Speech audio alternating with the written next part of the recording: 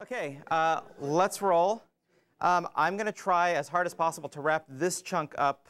What was the cutoff time for parking, Cecilia? People need to get their keys by 6? 5:45. OK. Well, I think, yeah, believe it or not, I'm guessing that we will be able to get almost all of what we would hope to cover in by 5:45. Right? Yes. We must not be going fast enough. So I might elide a few of the details in this section, but Ajax is so cool that we can't help but talk about it.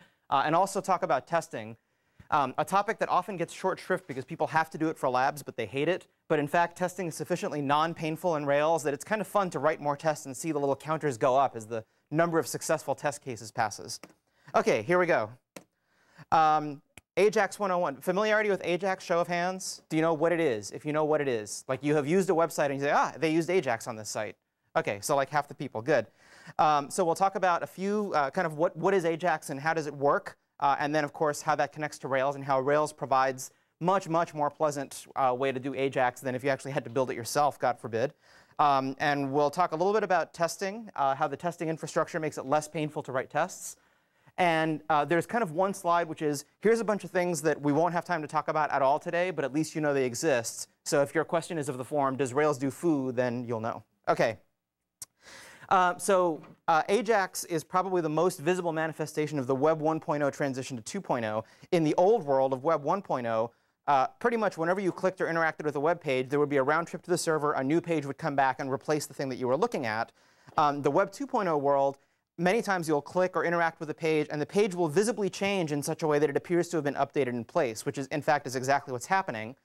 Google Maps, when it first came out, was the sort of first jaws hitting the floor demonstration of what you can do if you go all out and take advantage of this. So how is this actually done? What are the ingredients to make this possible compared to Web 1.0, which didn't have those ingredients? There's sort of three big pieces of it. One of them is the document object model, which has been around since about 1998 and is in the process of being standardized, which is a way to represent an HTML document as a hierarchy of elements. In fact, it already sort of is a hierarchy of elements, although not exactly. XHTML moves it more in that direction. But the more important piece is that the JavaScript scripting language, which has been around actually for a long time and has now been standardized by this committee whose, I don't even know what ECMA is. It's the European Computer Manufacturing Association or something. But the important thing from our point of view is that the document object model is made accessible to a JavaScript interpreter that resides in the browser. So for all practical purposes, it means you can write script code that runs in the environment of your browser and can directly manipulate the elements of the page that it's looking at. It can do other things too, but that's the part we care about.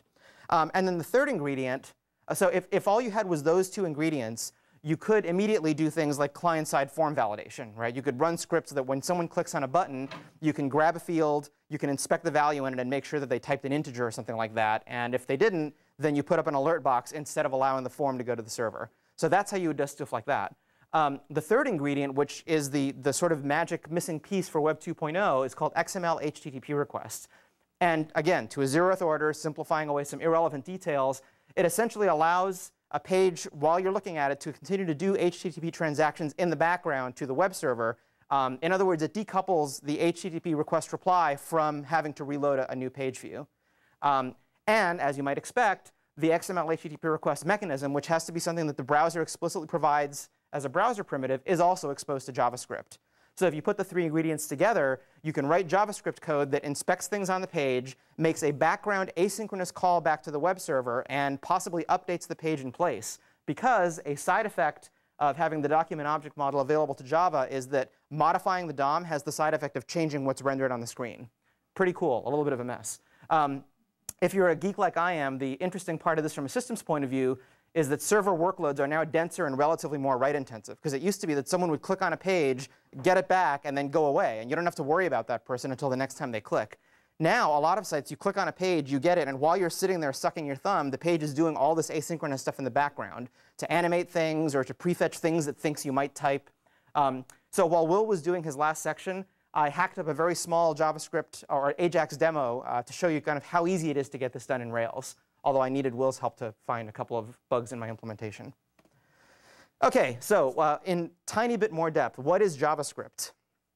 It is a browser-side scripting language. Here's all the language geek keywords. Don't worry too much about them if you don't care. The bottom line is it's been available in most browsers for several years, and it can directly access the DOM elements of a page that's being viewed.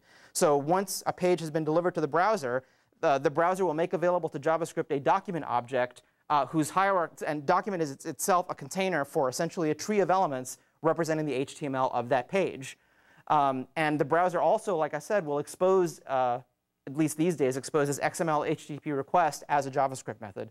For a long time, this was true only of Internet Explorer, because I believe MSIE was the first browser to really implement this on a full scale. Since then, pretty much all the major browsers have caught up. So they now all have some version of JavaScript, which tend to be incompatible in small but annoying ways. And they all provide some version of XHR. To the extent that the versions are different, as we'll see, the tools provided in Rails for using this stuff try to hide those cross-browser differences. What's the document object model? It's supposed to be platform independent. It hasn't really been standardized yet. But to a first order, you already saw that HTML is kind of sort of hierarchical. The DOM tries to formalize that. And it's exposed to the JavaScript interpreter in such a way that not only can you inspect the elements on the page, but you can change the values or attributes of page elements. And that has the side effect of changing the way the page is being displayed to the user. So for example, here's a tiny snippet of JavaScript embedded in a page. You can see that I've put the script between these script open and script close tags. You can also see that because I'm a bad boy, I have not done the comment magic so that non-script aware browsers written back in the Stone Age won't choke on this. But if we ignore that for now, what am I doing? I'm setting a JavaScript variable which calls document getElementById. Some flavor of this function is provided pretty much in all versions of JavaScript today, which says, look for the HTML element that has an attribute whose ID is this string. Remember we said that HTML attributes can have, or HTML elements can have these extra attributes, and ID is one that comes up over and over again. Here's another time when it comes up. Once you've got that element, set its value to this other string, which means that as the user is staring at the page, if there's a text field whose ID is this, the contents of that field will immediately change to be that number. I can also control other properties of the field, like whether it's disabled, meaning the user is not allowed to type into it. So that gives you a sense of what you can do with JavaScript if you're evil. You can also do stuff like this. The images embedded in a document are actually made available as an array that is a child of the document object. I can grab one of the elements of that array, in this case the first image, where first means whichever one had its image tag appear earliest in the file, and change the URL of that image. That has the side effect of going out and reloading a new image to replace it. And for a long time, things like rollovers and stuff were done with a mechanism along those lines. So that's the document object model in JavaScript. Over the last year or a couple of years, a number of JavaScript libraries have evolved to make it less painful to try to use some of this functionality so you don't have to write a lot of the raw JavaScript code yourself. And again, you don't want to worry about it too much. But to a first order, what the prototype library, as it's called, provides a number of functions that wrap a combination of ingredients that you would need in order to use Ajax. So for example, one of the things that you can do in the prototype library, if you are writing in raw JavaScript, is I can set up a new Ajax request object by having set up a URL, which is up there somewhere, I suppose, and by having set up this hash of Ajax options that tells the browser-side JavaScript interpreter what my Ajax request is going to do. In particular, it's going to do a get. The URL is specified here, but it's also going to tack on these parameters to it. And here's the part where it gets a little bit hairy. On complete, this is the name of a JavaScript function. So what's going on here? XML HTTP request is fundamentally asynchronous. The way that you use it is you make a call to the server asking for something, and you provide the name of a function that is going to be called by the browser when the result comes back. Right? So this is the classic split asynchronous RPC. It's kind of a pain to manage. As we'll see, Rails gives you some mechanisms for capturing common cases of this where you don't have to worry about the fact that the requests and the up call when you come back are separated. But basically, you can see the general concept here, right? These handlers allow you to associate JavaScript functions with events on DOM elements. So having written something like this Ajax request, what I would like to know is under what conditions will that request be created and fired off? Well, what I can do is the DOM specifies that certain kinds of elements, the kind that users can interact with typically, like form elements, there's a number of events that when they occur, the browser sends an event notification if you've registered a handler for it. So for example, a button can tell, you can write a piece of JavaScript that the browser will call when someone clicks on a button. In other words, you're specifying the button's on-click handler. In the case of things like a text field, There's also other events like onFocus, when the user clicks the cursor into that text field, onChange, when the value in the text field has changed, or in the case of a pop-up menu, when the value in the pop-up menu has changed. So the general recipe for doing Ajax should now be pretty clear, right? You choose the elements of the page that you wish to be interactive. You write some JavaScript code that is going to be a handler that is notified when an event of interest occurs. You set up some code so that when that event is received, you trigger an Ajax call to the server. The server will return some content to you. And you specify what JavaScript function back on your end should be called with the response once the response arrives. Okay? This is if you're programming in raw JavaScript, which happily we do not have to do.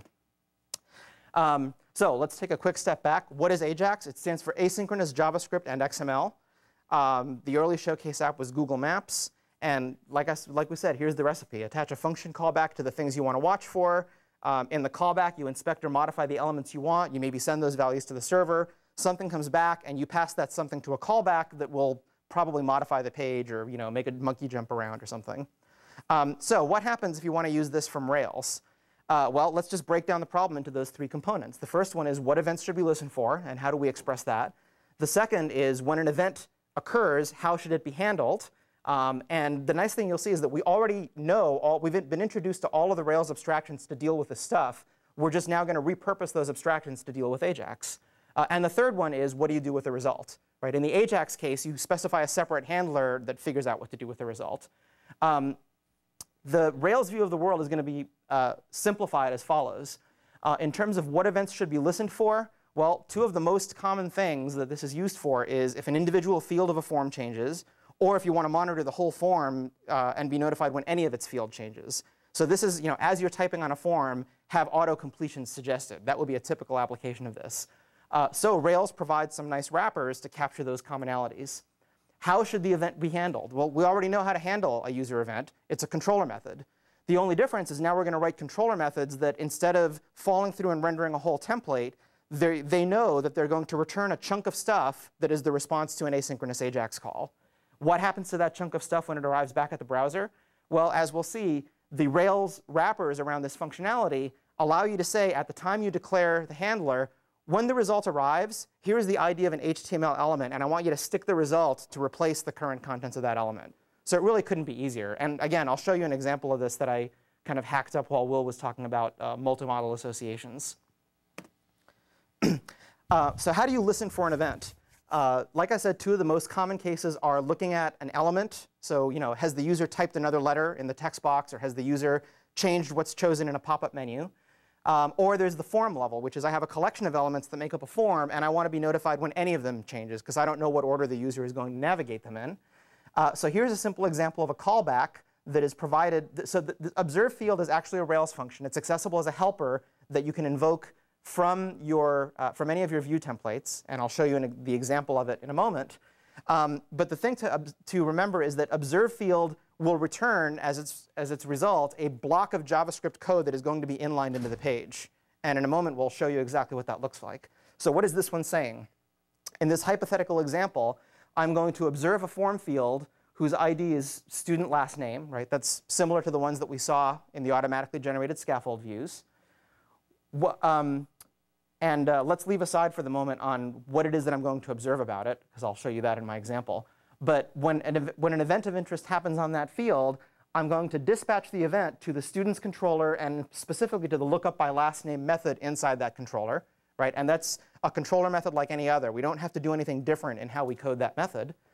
When the result arrives, and hopefully it will, I'm going to look for an HTML element whose ID is that, last name completions, and I'm going to take the result and replace the contents of that HTML element with whatever the server sent back. And yes, there are ways to do error handling and all that other stuff, but in the interest of time, we won't cover them. So the return text from the controller method will replace the inner contents of the element ID. How does the controller know that it's just returning a block of stuff to be inlined into a page as opposed to it should be rendering a whole page? Well, there's a number of ways. One of the most common ways is that you'll write separate controller methods for things that are going to be responses to Ajax than you would write for things that would be responses to a regular click. That's one possibility. However, if you already have a controller method that displays the thing that you want, you can actually just use the render method and say, if I was called as a regular old HTTP request, go ahead and fall through and render like we've already seen. But if I was called via XML HTTP requests, then I'm going to do a different kind of rendering where I don't include the layouts and all that other stuff. I'm just going to render a bare block of things. And as you might expect, the controller instance object provides methods to ask it, how was I invoked? So one more thing you don't have to worry about. Similarly, you can listen on a whole form, right? I can observe an entire form, and when any element of the form changes, I can do an asynchronous call to the server, and the server will send something back, and maybe I update something that's visible on the screen as a result of that. We'll take a look. OK, one more slide, then we get to see the example. The event handlers, like I said, we already know how to write them, right? They're just plain old controller methods. The controller method can use render partial to produce a result. And again, one more use of partials. If I have a partial that is, for example, one way to display a student, like one pane of a student listing, I already have that partial because I wrote it for my regular views. I can recycle that partial if I have an Ajax viewer I want to update that in place. I just explicitly call render partial from the controller, and the right thing happens.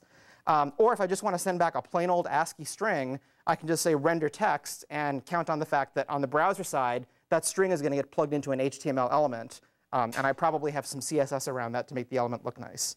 And as I said, the controller method can tell by looking at this, calling this instant method XHR Boolean, which will return true if I was called by XML HTTP request, false otherwise. Let's actually take a look at an example. So this is an example that I hacked up while Will was talking. There isn't a whole lot to it, but let's walk through it really quickly.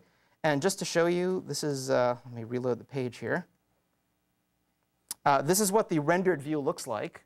Now that we've seen it, we can actually look at the rendering. So there's not a whole lot going on here. I have a start form tag, but it says action dummy. That's because I'm not even going to put a submit button in this. The way that I want this to be used is you start typing the first few letters of a student name, and as you're typing, candidate matches appear below the word results, and the candidate matches each have a link that let you go to the page associated with that student. Right? So that's the behavior we're about to code. Sorry? Somebody said something, but I didn't hear it. Oh. Do you have an iPhone? Oh, if you have an iPhone, you would be forgiven for that, but you do not. OK, so that's the behavior that we're about to code up. So notice what we're doing here. Text field tag. You saw this before in the very first trivial example. And remember that the first argument to text field tag is what HTML name is it going to have. That's important because I'm going to need to know that name when I specify an Ajax handler. I want to tell it what field value to grab, right? Because I'm going to send that content to the server, have it do a database retrieve on anything that matches that, and send the results back. So text field tag search field, no second argument, so it'll be empty by default. Then I'm going to have this panel showing the results, except, wow, there's nothing in here, right? I have a div that's all ready to receive the results, but there aren't any results. That's because this div is the one that I'm going to say, when I do the Ajax callback, this is where I'm going to stuff whatever it comes back from the server. I'm going to stuff it in between these pair of div tags. I also have, and this is purely for flash value, I copied an image into my public images directory. Image tag is a macro that, again, generates a nicely portable URL, so you don't have to hard code it. It's this little spinning thing. And let's just show it so that you can see how cool it is.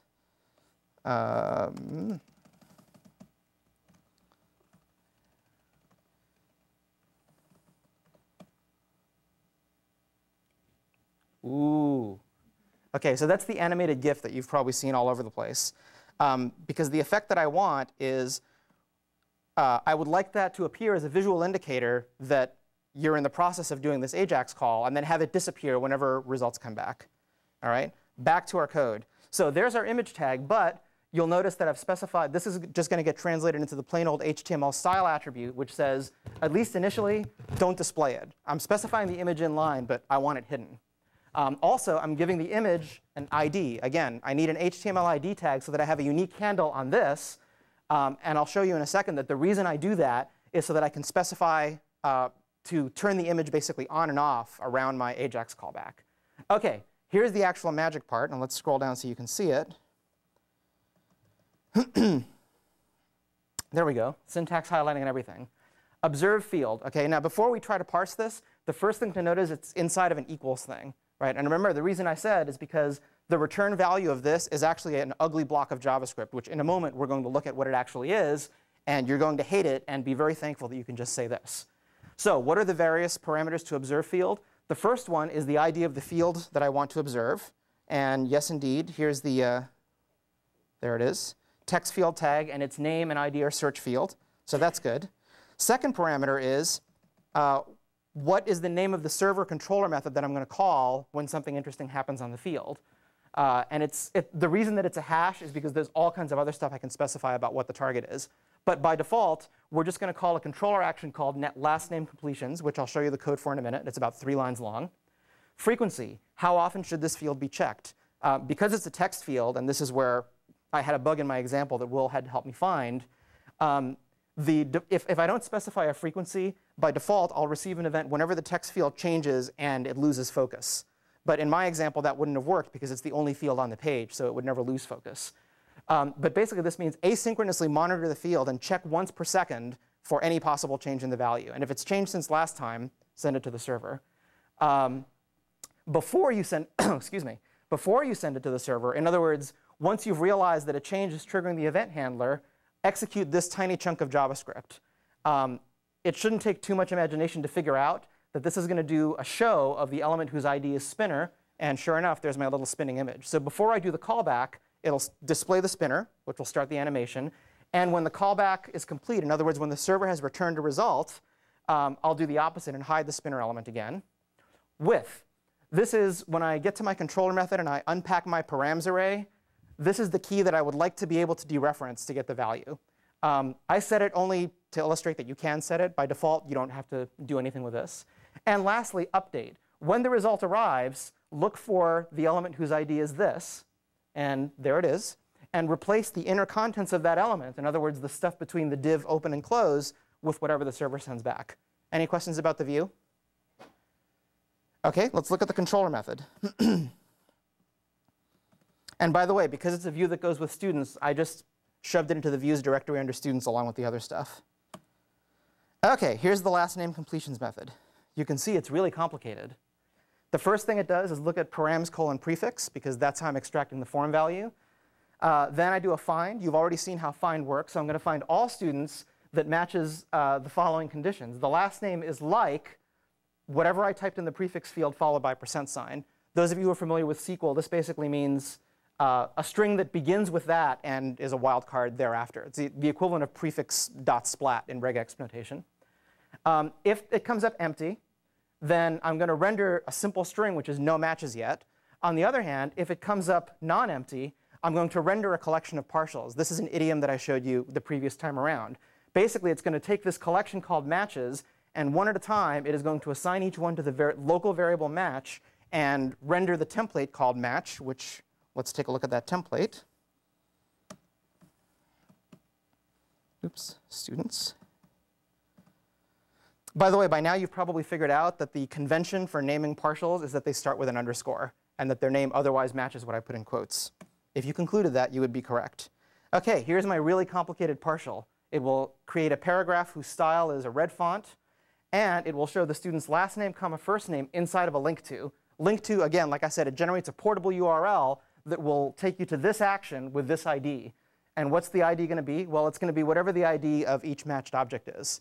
So for each matched object in my enumerable, I'm going to instantiate this template and then just list the results one under the other. Any questions about the partial? Great. All right. The color won't work. Huh? The color won't work. Oh, why not? Because for links, you need to, no, don't even Oh, bother. that's right. You have to put in a span in the link. No. Yeah. You have to hover. No, forget it. Yeah. Oh, I don't know. Something nice. All right. Well. OK. All right. Well, there's my page. Start typing, then behold. OK. Well, you can't read it real well. But sure enough, if we go back to the database, I didn't have a lot of records in here. But of the possible choices, that is indeed a completion for H. If I back this out, whoops. Oh, that's because of a logic bug in my code. Suppose that I start with something like that. Oh, no matches yet. Oh, still working as designed. If I had been a little more careful, I would have made sure the spinner is on the same line as results. But I'm not that careful. How about B? Oh, B matches 2 people. Sorry, it's almost impossible to read. Let's change the style so that, now that I've proven my point about style, OK. And if we hover over the link, these are in fact 2 distinct database records. You can see that this one is going to go to the show page for record number 2. That one's going to go to the show page for record number 3. And again, to refresh your memory, where that came from is in my template. Each link is going to have an embedded ID argument, which is the ID of that particular match that came out of the matches enumerable. And sure enough, if I click on one of these, the right thing happens. So that's relatively painless. I mean, there was like essentially one line in my view. And in fact, you could argue that if I had an entire form, and the form is already set up to have a submit button and do a search based on what you type in the form, in some sense, retrofitting that to automatically update the form as you type is really a simple matter of adding either observe fields for the fields you care about or observe form. If I had instead done an observe form here, what I would get in my controller method is every time the form changes, I would be like, I'm getting another form submission. So all of the same code that I'm using could be used in either Ajax mode or regular mode. In fact, there are options to observe field and observe form that allow you to specify a fallback for browsers that don't have Ajax enabled. So you can have literally the same view and the same controller code, and it will work portably on browsers that support Ajax. You'll get the nice Ajax-y behavior. On browsers that don't, you will get a graceful fallback to just a plain old HTML form submitted and round trip. I promised to show you the evil JavaScript that page generates, just so that you can see why you don't want to deal with it. By the way, I cheated. There's one more line I had to add, and I added it in the student's layout, which, as you remember, wraps all of the student views. And it is this line here, JavaScript include tag. Again, that generates a portable link to pull in a bunch of JavaScript code that essentially wraps the prototype library for you. That's what defaults means. If you wrote your own additional cool JavaScript things for your specific app, you could append additional arguments to also load those in cases where it was appropriate. OK, and here's the JavaScript. So this is the result of expanding out the observe field call. And rather than parsing it, I just want you to see the fact that it is fairly ugly and realize that unless you want to do much more complicated stuff than what prototype provides, you never have to view that representation again. OK, so that was an overview of, generally speaking, how easy it is. I was hoping to have some time to talk about Scriptaculous, but we won't. Scriptaculous, raise your hand if you've heard of it. Wow, a few people. OK. In retrospect, I probably should have spent more time putting that in. If you've seen a lot of these sites where you click on something to reveal a pane and it kind of gracefully blinds down, or when something disappears, it fades out, or when something appears, it spins into view, there's a whole library of cool visual effects that have been collected into a package called Scriptaculous. And Rails comes with built-in support for the Scriptaculous library. So literally, it's a matter of adding 1 or 2 lines to your views so that instead of having an element just kind of appear, you have it gracefully fade in, or you have it blink red, or whatever else the hell you want. So I didn't have time to put examples of it in here. But it's comparably easy to Ajaxifying your existing application, right? You just add a couple of lines to say, when this element appears or is interpolated, here is the visual effect that should accompany it, and the right thing happens. One other thing, Scriptaculous is actually part of the Rails code line. So the guys who are developing Scriptaculous are actually committing it along with Rails. The two are going right hand in hand. There's a lot of support for it. Yeah, there are. Uh-huh. Yeah, for the most. In fact, I think in the latest edition of the Programming Rails book, there's a chapter that talks about JavaScript and Ajax and Scriptaculous and gives you some pretty good examples. There's even a Rails Ajax book, which is out as well, which just talks about how to do Ajax-y stuff in Rails. Where the connection comes between the Ajax and Ruby? Between Ajax and Ruby, there's almost none. So between Ajax and Rails? That's more fair to say. Yeah. I mean, to the extent that Ruby is the implementation language of Rails, that's the connection. But there's no, at the language level. Well, I didn't actually write any Ajax code. The code I wrote was Ruby, right? So if you go back to my little search template, this observe field call, that's a Ruby function call, right? This is the result. This is the same kind of method as so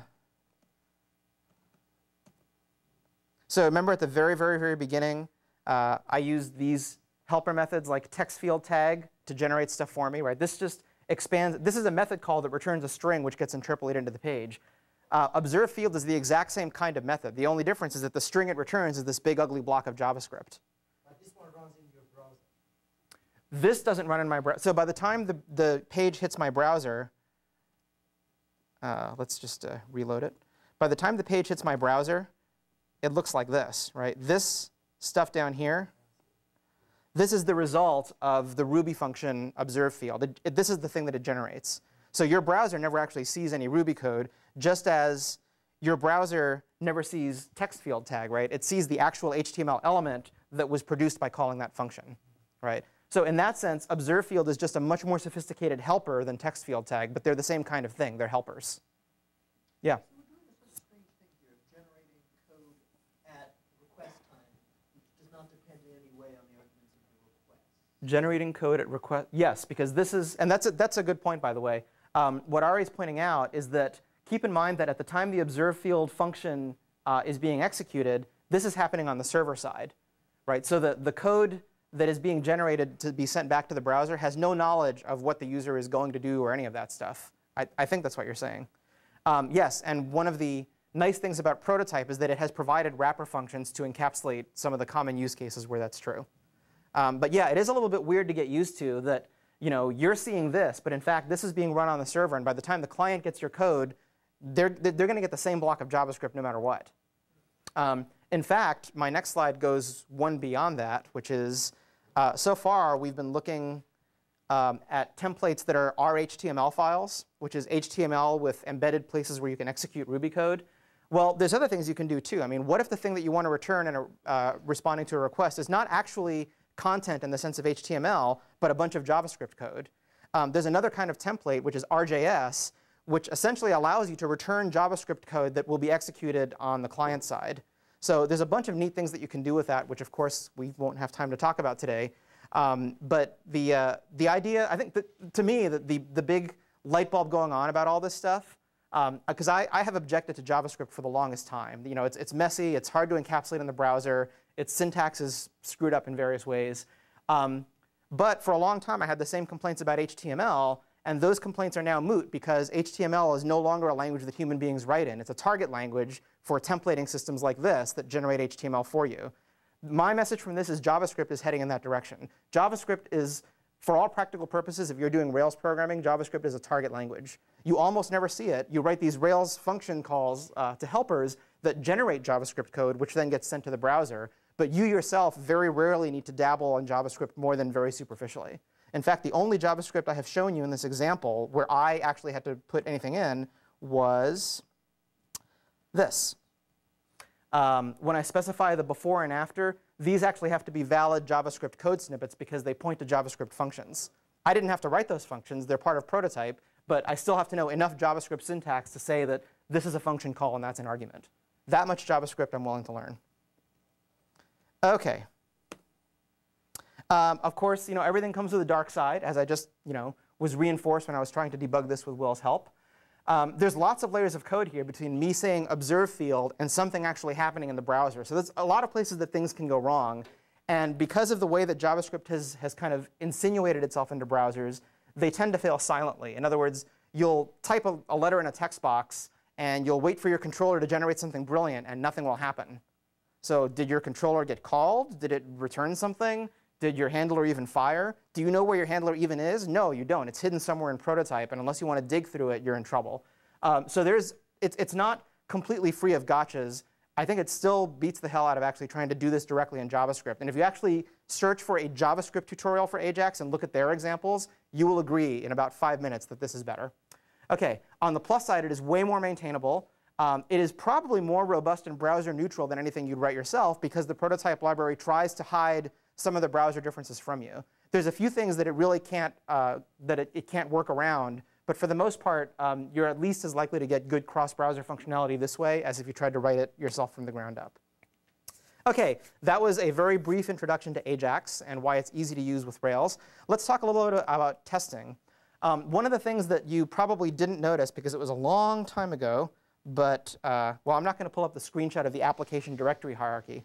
But there was a testing directory that appeared at the time I generated my app.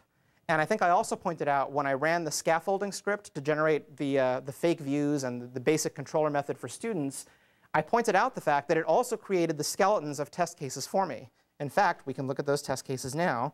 Here's what it thinks a test case would look like. Test unit. So I actually cheated. I filled in a couple of these ahead of time because I'm going to walk through them. But everything, basically everything between class and end was filled in by me. The other skeleton was what was provided by the tester. So at the time, basically, that I created a student model, it automatically created a skeleton where I could put individual test cases to check the business logic in my model. That's pretty neat. So not only is there a directory where all this stuff goes, and which is populated as you scaffold your models, there is also a whole separate database for testing. So this, one of the problems of testing an app like this is that you have to make sure that you're testing against a copy of the database that either doesn't matter, or if you're testing against the real copy, God forbid, that your test cases don't accidentally do something to destroy real data. The way Rails gets around it is that there's a whole separate database just for testing. The basic tasks that are defined for rake, which if you remember I said was a more sophisticated version of make, one of the things that they can do is at the beginning of a run of regression tests, they will look at your existing development database and clone its structure, in other words, its schema to the test database, if necessary by running all the migrations on it. And then you can also specify fixtures, which is basically a collection of model objects that you want to use to pre-populate your test database with stable data. So then you can write test cases that make assumptions about the stuff that you put in there. Here's a way that you can preload your testing databases with data. Again, convention over configuration. If I'm testing my students model, the test environment will look for potentially a file called students.yml. YML stands for YAML, yet another markup language. It's basically what you see here. It's a way of representing hierarchical data in a nice human readable form. So I'm going to pre-populate my test database with a single record. Armando is just a symbolic name for the record because I can use that in my test case code.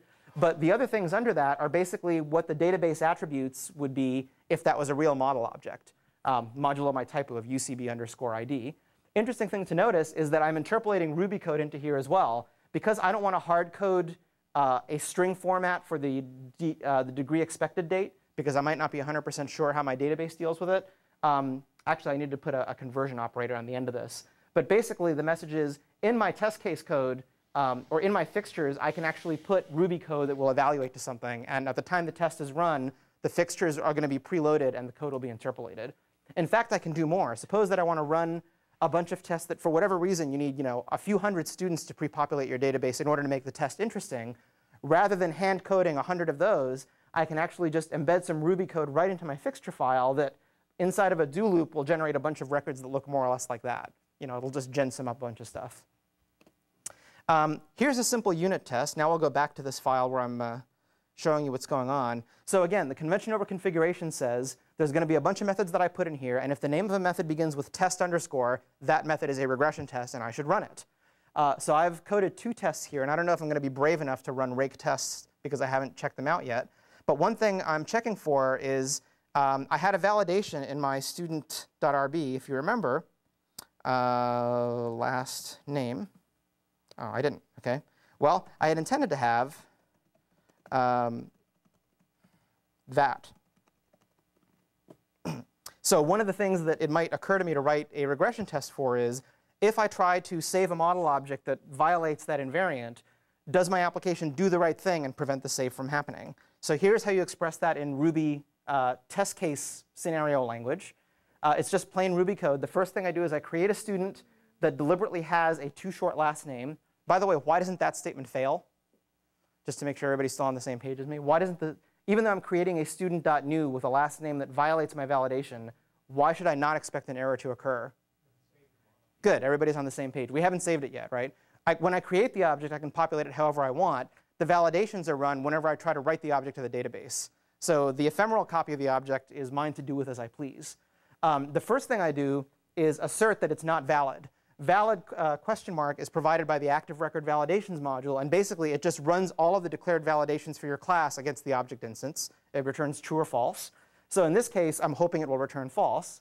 Assuming that happens, the next line is I'm going to assert that as a side effect of running the validations, it populated that errors data structure that's part of the instance itself. Because the thing that I'm checking is that the last name is too short, when I print out the errors that are associated with the invalid object, I should actually see that string in there somewhere, right? And which means that if I was actually the user typing and I was seeing the default errors view that I showed you before with the nice red boxes, this is the string that we actually saw. So this is a way of checking that, in fact, it's not valid. And when I check the errors on the last name field, I should see a string to the effect of is too short. I used assert equal just for simplicity, but there's also assert match. So you can check if it matches a regular expression so that your tests are not hypersensitive to language that's in your warnings and stuff like that. What else could I test for? One of my criteria was that the UCB SID of the student has to be globally unique, at least throughout the database. So here, I'm dereferencing, if you remember my fixture, students.yml. Oh, no, my fixture code is here. So if you remember in my fixture, I said Armando is just a symbolic name for one of my preloaded database objects. Well, here, I'm grabbing that preloaded database object, and I'm dereferencing its ID, modulo the typo. Then I'm going to create a new student whose ID is the same as the thing I just dereferenced. And I'm going to assert that when I try to save the student, it returns nil.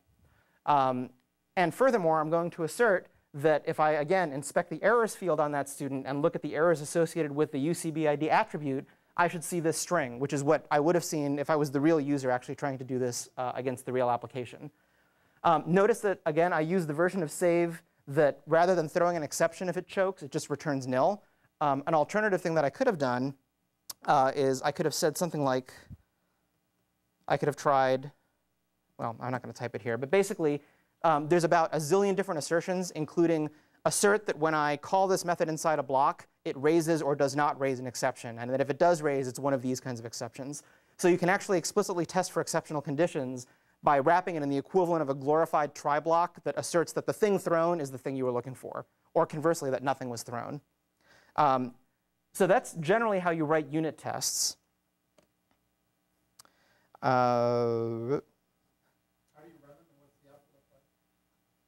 Well, we can try running this one. I will show you. Let's actually validate this of. And of course, I have the all my typos in here. All right. What do you think will happen? The way you run them is you say rake test. And we'll see what it looks like, because I'm guessing I probably, this is only a half-baked application, so I'm not sure that I got everything right in the framework. And something may likely blow up, but we'll see. So it's actually running the functional test. Well, I think it'll run the functional test first. I don't remember. OK, so something, oh, I know what happened. Yeah, this is esoterica, but because it uses a separate database for testing, I have to assign privileges to myself to connect to that database in my MySQL. And there was something wrong with my GUI, and I didn't want to look up how to do it with the command line. So all these spurious errors are really just the fact that it couldn't connect to the database at all, and every single database operation flunked. I'd like to show you what it would, basically what it would look like is every function that you call that basically the end of the function is reached without any of the assertions being violated. In other words, the last thing in the function returns true, you'll get a little dot. So you see dots marching across the screen as your tests run. I can show this. OK. Yeah, before you do yeah. It's a pretty nice compact output format. I mean, if your tests blow up, like mine did, because the database is not there, then you see a mess. But in general, for every file of test cases, you see a row where each entry is either a dot, an F if the test failed, or an E if the test didn't blow up enough to cause a runtime exception, but blew up in a way that, like I couldn't, a table wasn't found or something like that. What about functional tests? So the unit tests are really intended to check the business logic in your model. Functional tests are more for things like testing the user interactions that go through the controller and back. So in this case, I actually, rather than writing a functional test for student, I actually excerpted some stuff from a real application that I wrote. And basically what I'm going to do is I'm testing a controller that is the controller you interact with when you log into my system. And a simple test case might be if somebody tries to log in with invalid credentials, are they properly rejected from the system? So walking through this, the very first line, post. That means call the controller login action and simulate an HTTP post coming from the user.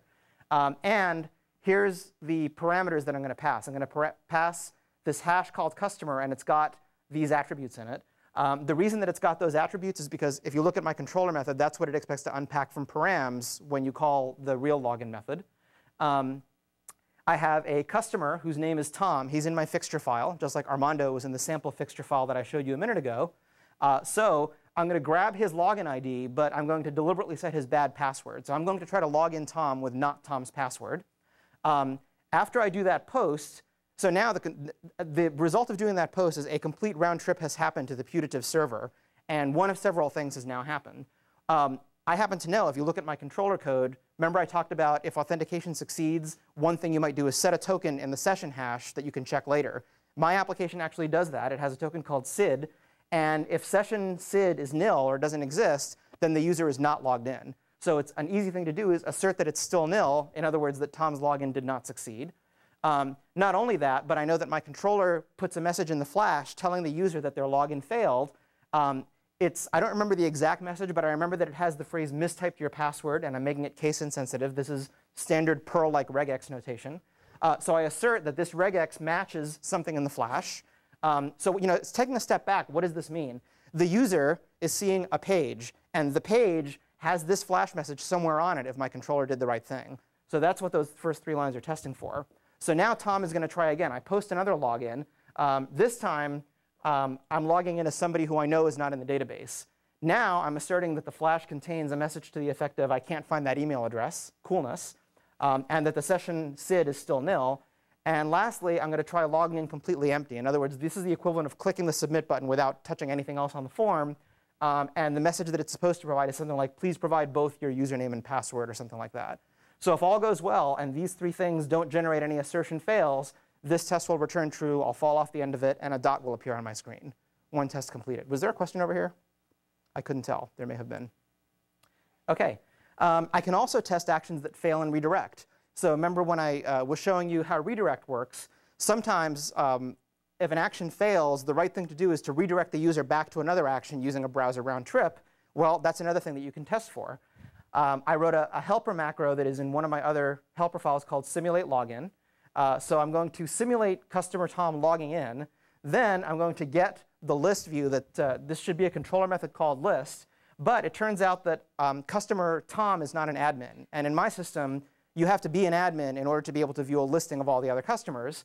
So what should happen is that Tom should be redirected back to the login page saying, sorry, Tom, you're not an admin. Log in as an admin if you want to do this action. The way I test for that is that I try to get list. And I assert that after trying to get it, what I actually get back is a redirect to a URL that would match going to the login action. And again, if you look in the book, there's a litany of assertions that you can do in your functional tests as well to test all kinds of interesting conditions. What else? Well, another thing I'd like to know is that even if all of those conditions are true, how do I know that what the user is actually looking at is the page that I think that they're supposed to be looking at? Well, if we can get, let's see if the more complicated example comes up without a PowerPoint warning. There's a bunch of macros that allow you to inspect the HTML that was returned by the view and look for the presence or absence of specific elements. Yes, I want to open it.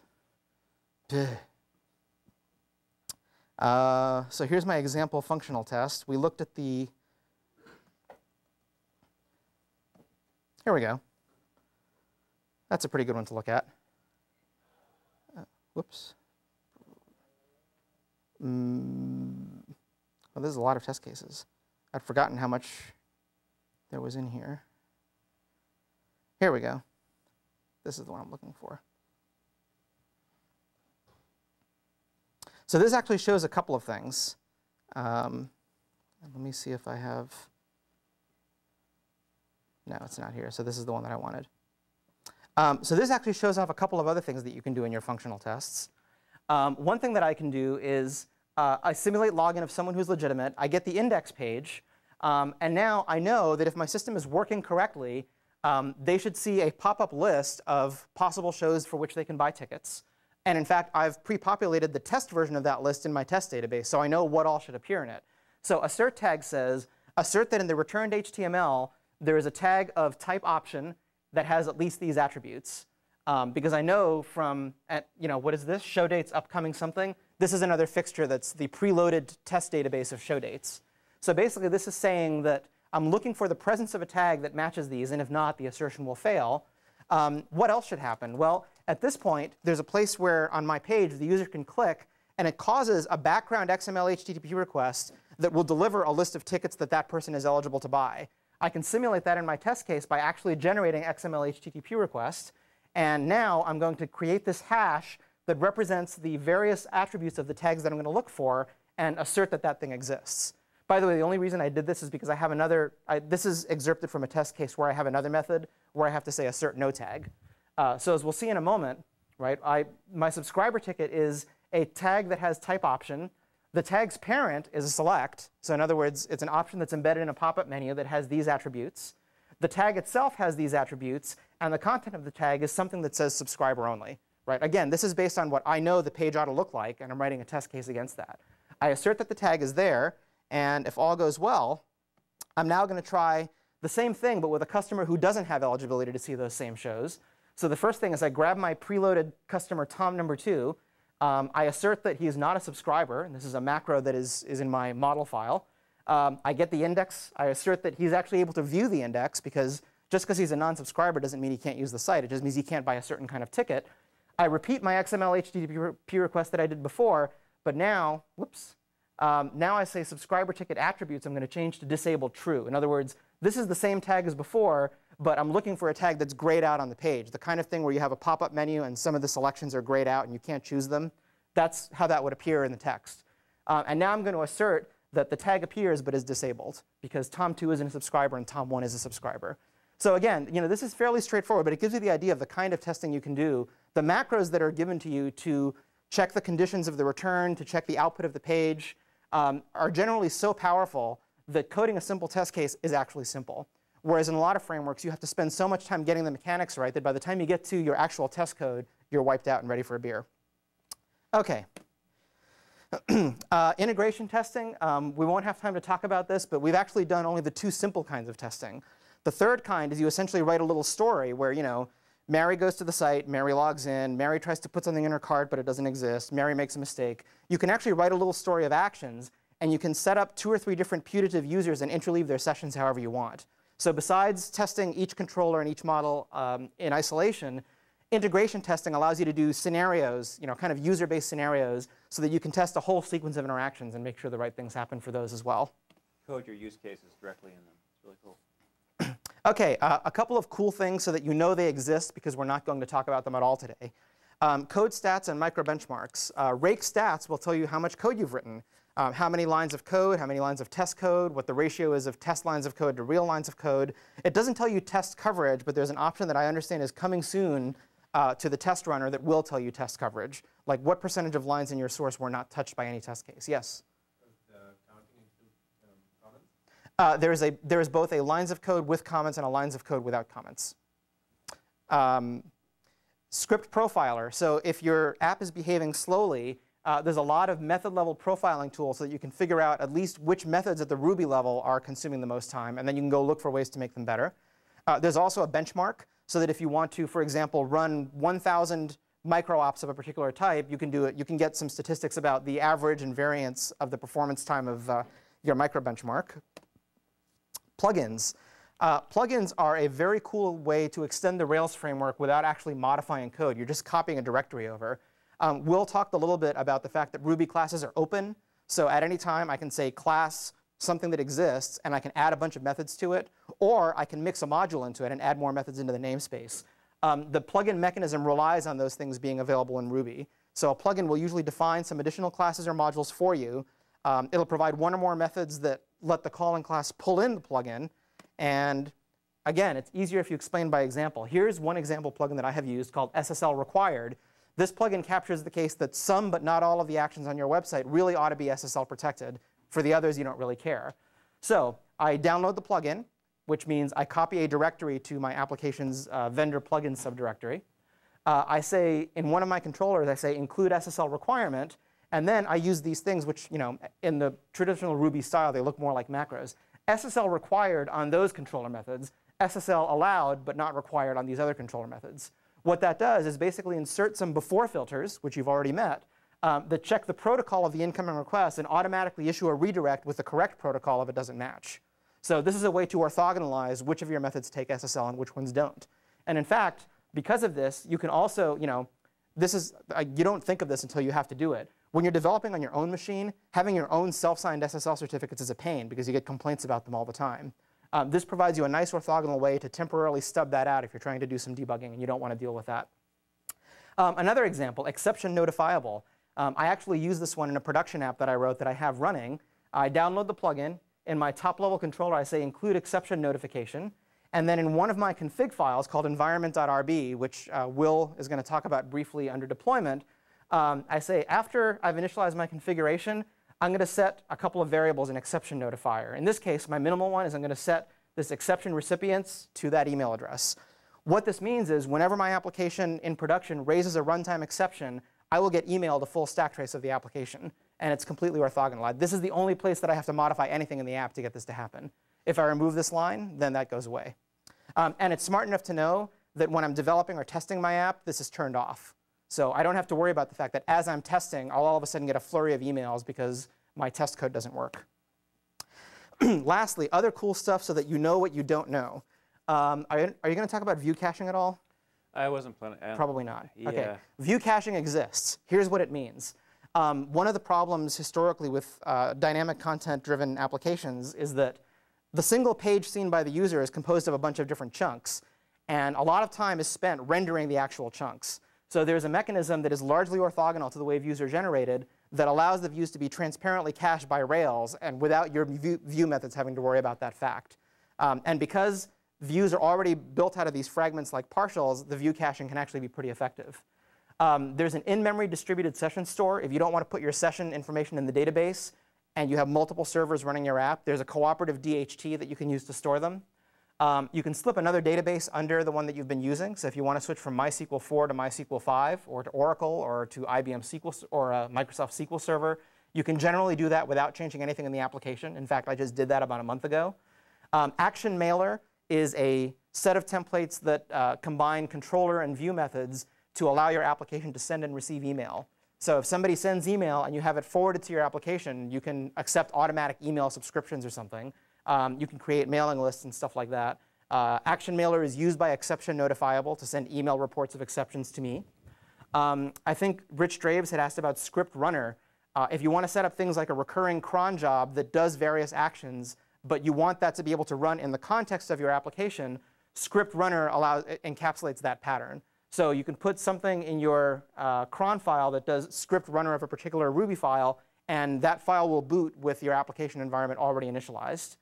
Because it's got a vigorous developer community, APIs to the rest of the world. So Google Maps, Amazon, Facebook, all of these services that have started to court developers to write various kinds of plugins for them, it's a good bet that they're all available for Rails. In fact, I know that these three are, because when we do our undergraduate course in the fall, we will encourage people to do projects in which they build plugins or front ends to these various services using Rails. If you're looking to do some development on your own, most major ISPs now provide something like a Rails virtual machine where to set up a new application, you run a macro, or they have a cPanel GUI or something like that, and you don't have to worry about doing the evil Apache config file changes so that URLs will get routed to the right place. OK, yow, that was a lot of stuff, but we're close to back to sort of on time. The recap of this is we looked briefly at Ajax and how relatively easy it is to do. We looked briefly at testing and how relatively easy it is, at least compared to other frameworks that I have used. And then a bunch of topics that you can go read the book about or Google if you care. And are there any questions about those things?